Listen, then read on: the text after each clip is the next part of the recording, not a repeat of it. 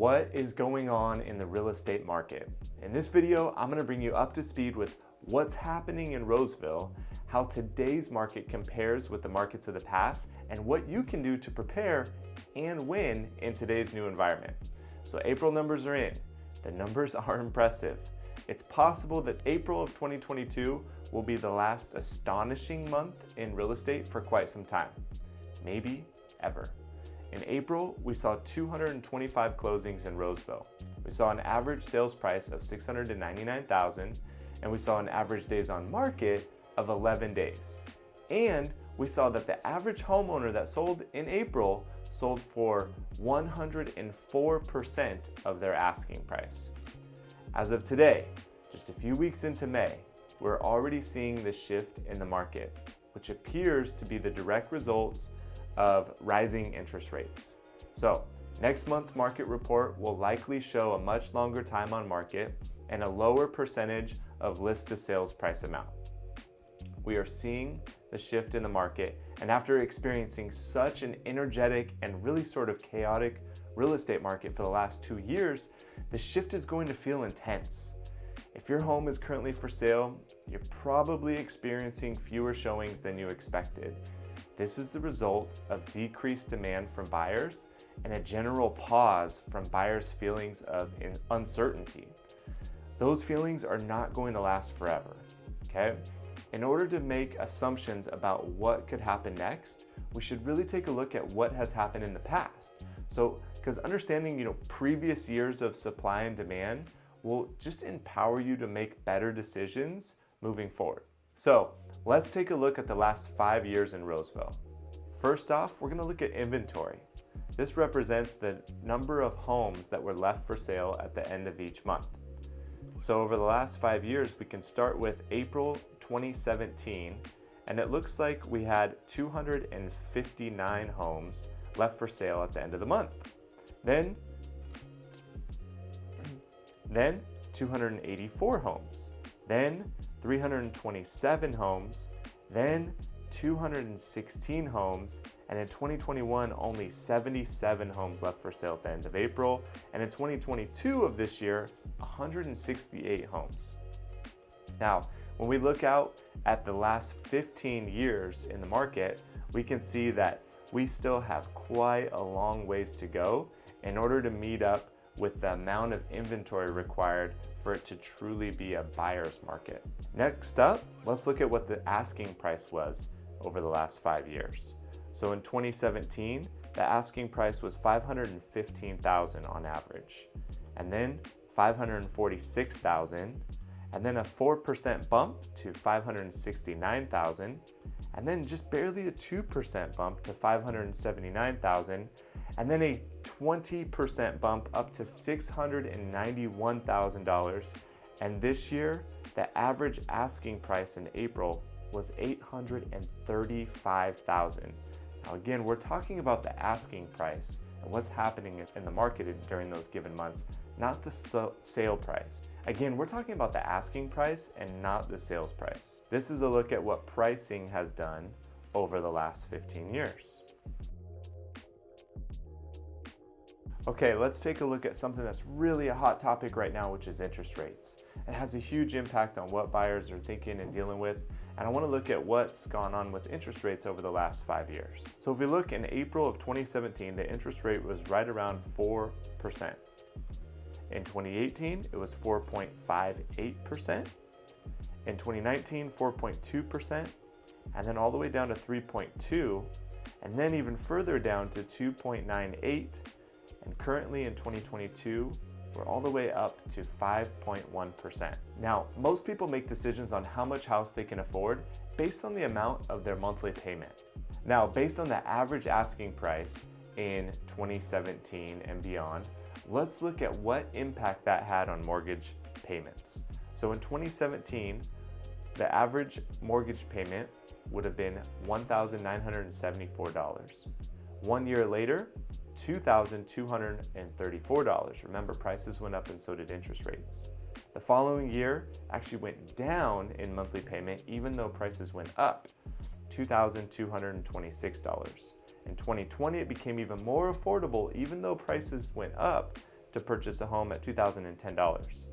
In 2020, it became more affordable to purchase a home, even though prices continued to go up.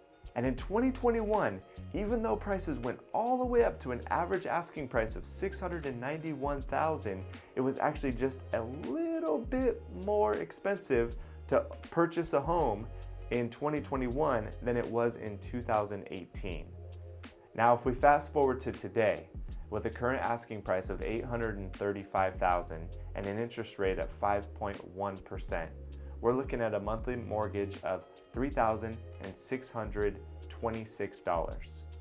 Naturally, you can see why some buyers are going to have to pause and take all of those factors into consideration. Next up, let's talk about buyer demand. When we think about buyer demand, we look at the number of homes that went pending sale in the month. So in 2017, we had 236 homes go pending sale. In 2018, we had 196 go pending, then 245, 154 in 2020, 219 homes go pending sale in 2021, and 201 go pending in 2022. Now, over the course of the last 15 years, you can see by this chart the buyer demand has remained somewhat consistent.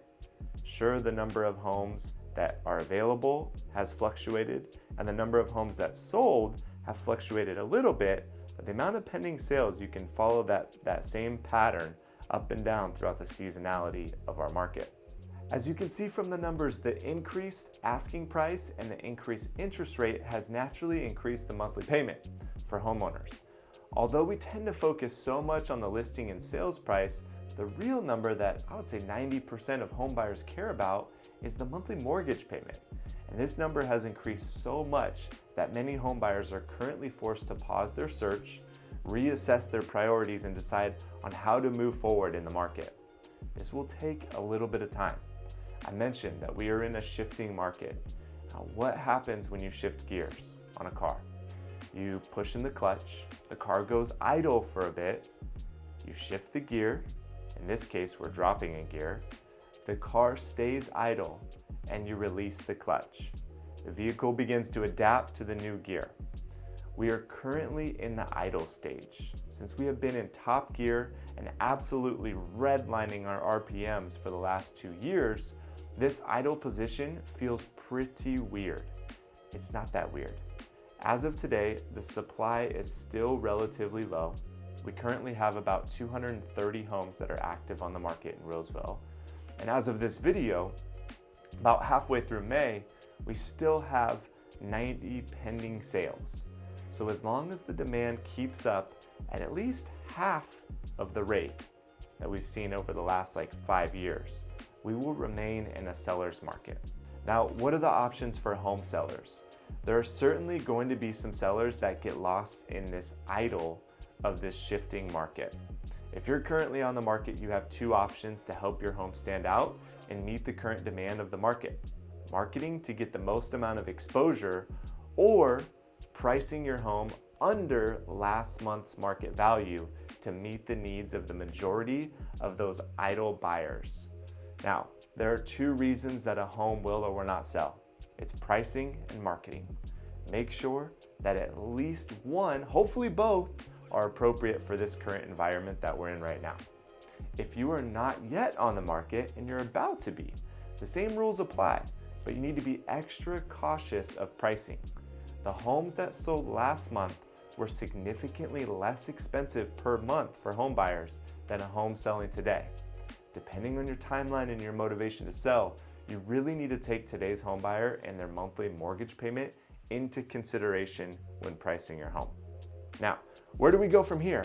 The last part of this video probably wasn't as exciting or thrilling as the previous 30 videos that I've done, where prices were climbing, interest rates were relatively low, relatively flat, and buying and selling was an overall profitable experience for basically everybody.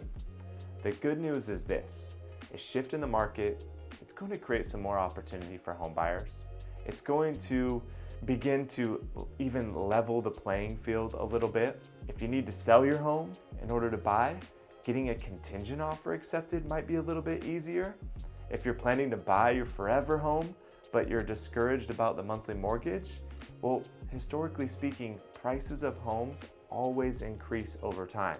So buying a home today might feel like a bit of a financial burden in the moment, but it will feel like a brilliant decision 10 years from now when prices are higher and rates have gone up and the definition of your forever home is now really just forever out of reach.